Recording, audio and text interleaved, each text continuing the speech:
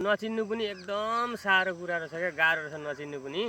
अब यो भनेको बनसिलाम रहेछ क्या, बनसिलाम रहेछ। यहाँ मजाले देखाइदेऊ त, बनसिलाम रहेछ यो है। बनसिलाम अब सबैले बनसिलाम बनसिलाम भनेको चाहिँ कस्तो भने हात घुँडा हड्डी खिएको, नसा च्यापेको सबैलाई ठिक गर्छ भनेर धेरै क्याल्सियम पाइन्छ अरे यसमा चाहिँ।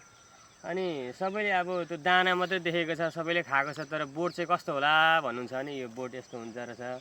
पहिले चाहिँ हामीले चाहिँ यसको पत्ता एकदम यसरी माडेर है, माडेर हिलोले खुट्टाहरू कापमा खाएको हुन्छ नि, त्यसलाई निचरेर लाउँदाखेरि निको हुन्थ्यो। तर यो बनसिलामको यस्तोको दाना चाहिँ खाँदाखेरि चाहिँ त्यो हड्डी खिएको निको हुन्छ भन्ने कुरा थाहा थिएन क्या। अनि एकदम यो यसरी सुँघ्दाखेरि एकदम नमिठो पनि गनाउँछ क्या। ल यो तपाईँहरूलाई चाहिँ मैले यही चिनाउनुको लागि आज खोज्दै थिएँ। अस्तिदेखि यो देखाउनु पऱ्यो भन्दै थिएँ। आज यसो भिडियोमा बनाउने मौका पाइयो, यो देखाइयो। हस् त, धन्यवाद।